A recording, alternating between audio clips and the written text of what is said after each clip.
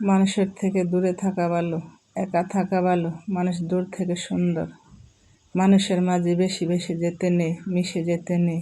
মানুষ মিশে গিয়ে আবার পিষে দেয়। সুপ্রিয় দর্শক, আসসালামু আলাইকুম। আপনারা সবাই কেমন আছেন? নিশ্চয়ই ভালো আছেন। আলহামদুলিল্লাহ, আমরাও পরিবারের সবাই বেশ ভালো আছি।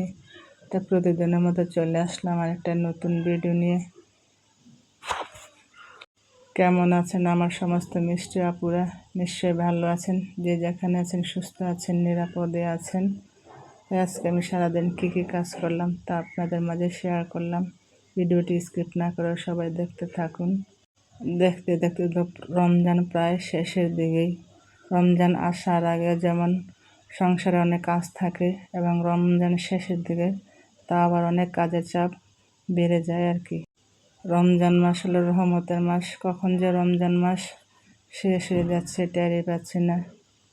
আসলে খুব খারাপ লাগে যে তাড়াতাড়ি এত রমজান শেষ হয়ে যায়, কারণ রমজানের মধ্যে যে একটা মনের ভিতর আনন্দ কাজ করে, রোজা থেকেও সংসারে অনেক কাজ করলে কোনো ক্লান্তি লাগে না। এটা একটা আল্লাহর বড় রহমত।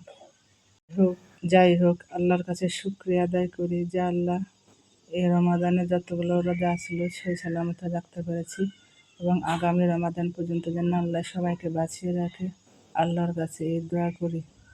বলতে বলতে আমি আমার কাপড় চোপড়গুলোকে রোদে শুকাতে দিয়েছি। আমি অফ ক্যামেরায় কাপড়গুলো সকালে ধুয়ে দিয়েছি। এখন ছাদে কাপড়গুলোকে আমার শুকাতে দিয়ে দিয়েছি। সচরাচর আমি সহজে ছাদে যাই না আমার কাপড় চোপড় শুকাতে দেওয়ার জন্য। আমার বারান্দা অনেক বিশাল বড়।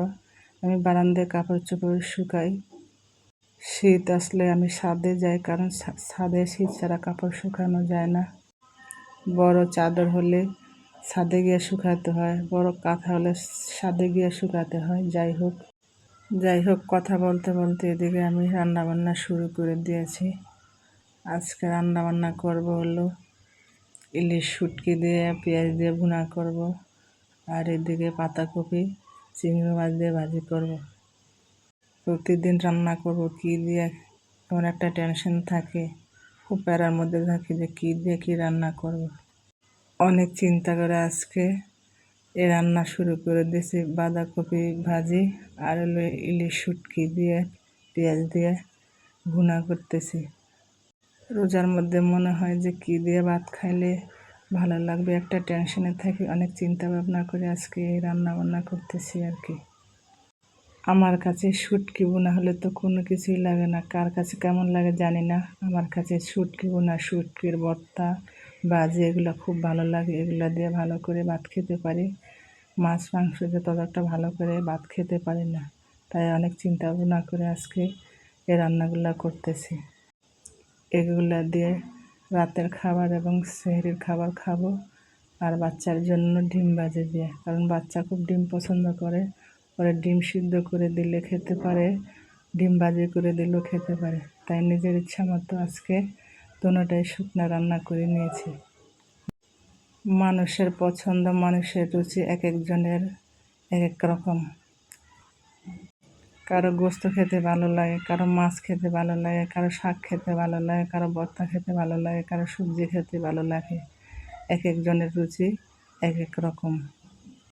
আমার সবসময়ই শুটকি পছন্দ, শাক পছন্দ। যাই হোক, কথা বলতে বলতে এদিকে আমার শুটকি বোনা হয়ে গেছে, আর এদিকে আমি বাঁধাকপিটাকে সিদ্ধ করে ভাপিয়ে নিয়েছি। এখন এগুলাকে মশলা কষায়ে ভাজিগুলাকে আরও ভালো করে সিদ্ধ করে কষায় রান্না করে নেব আর কি, চিংড়ি মাছ দিয়ে। আমার ঘরে বাচ্চারা কোনো শাকও খেতে চায় না, সবজিও খেতে চায় না। আমার ঘরে আমি শুধু নিজেই শাক খাই, সবজি খাই, আর বাচ্চা ঘরে একটু ডিম ভুনা করে দিলে, একটু গোস্ত হলে আরও সুন্দর করে ভাত খেয়ে নিতে পারে। যাই হোক, আর কী বলবো, কার কী পছন্দ জানি না। আমার পছন্দ যা, তাই আমি আজকে রান্না করে নিয়েছি।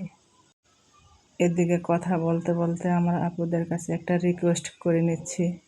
যারা আমার ভিডিওটি দেখতেছেন প্রত্যেকের কাছে আমার একটা অনুরোধ, প্রত্যেকে আমার একটা ভিডিওতে লাইক দিয়ে ভিডিওটি কন্টিনিউ করুন, কারণ আপনাদের একটা লাইকে আমাকে অনেক দূর এগিয়ে নিয়ে যেতে পারে। যাই হোক, কথা বলতে বলতে এদিকে আমার রান্না বাড়া শেষ করে নিয়েছি। আর এদিকে আমি দুপুরে অফ ক্যামেরায় গোসল করে নামাজ পড়ে নিয়েছি। এখন ইফতারের জন্য আজকে আতপ চাউল দিয়ে একটা আমি পিঠা বানিয়ে নিচ্ছি। পিঠাগুলো বানাতে যা যা উপকরণ লাগে তা আমি এখানে দিয়ে দিচ্ছি পেঁয়াজ কুচি, কাঁচামরিচ কুচি, হলুদের গুঁড়া, মরিচের গুঁড়া, ধনিয়ার গুঁড়া, জিরার গুঁড়া, এগুলো দিয়ে আমি এখন এগুলোকে মাখিয়ে নিচ্ছি। মাখার পরে এখন একটু আমি হালকা কুসুম গরম পানি দিয়ে এগুলোর মধ্যে ঢেলে দিচ্ছি। এরপর একটা ডিম দিয়ে এগুলাকে একসাথে সুন্দর করে মিশিয়ে নিচ্ছি, কারণ পিঠাটা বানাবো অনেক পাতলা করে বানাবো ফ্রাই প্যানের মধ্যে, এই জন্য পানি দিয়ে এগুলোকে অনেক পাতলা করে নিয়েছি। এখন এগুলোর মধ্যে আমি আতপ চালের গুঁড়া দিয়ে আস্তে আস্তে ডোটা তৈরি করে নিচ্ছি। এগুলোকে তো আস্তে আস্তে লাড়তেছি আর ডোটা তৈরি করে নিচ্ছি পিঠা বানানোর জন্য। এখন একটা আমি ফ্রাই প্যান বসিয়ে দিচ্ছি, এর মধ্যে একটু তেল দিয়ে দিচ্ছি। তেল দিয়ে অনেকক্ষণ গরম করে এখন আমি ডোটা দিয়ে পিঠাগুলো বানিয়ে নিচ্ছি। এগুলোকে এখন ছড়াই একটা ঢাকনা দিয়ে ঢেকে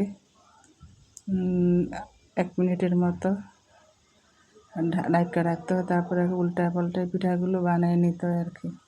যাই হোক, আমার কথার মাঝে কোনো কিছু ভুল ত্রুটি হলে আমাকে ক্ষমা করে দিবেন। আর আমার কাজের কোনো অংশ যদি ভালো লেগে থাকে আমার চ্যানেলটি সাবস্ক্রাইব করে আমার পাশে থাকবেন। আর আমার পরিবারের জন্য দোয়া করবেন। আমিও প্রত্যেকের জন্য দোয়া করি আল্লাহ পাক যাতে সবাইকে ভালো রাখে, সুস্থ রাখে। এদিকে কথা বলতে বলতে প্রায় ভিডিওটি শেষ পর্যায়ে চলে এসেছি। অসংখ্য ধন্যবাদ সবাইকে। আল্লাহ হাফেজ। আসসালামু আলাইকুম।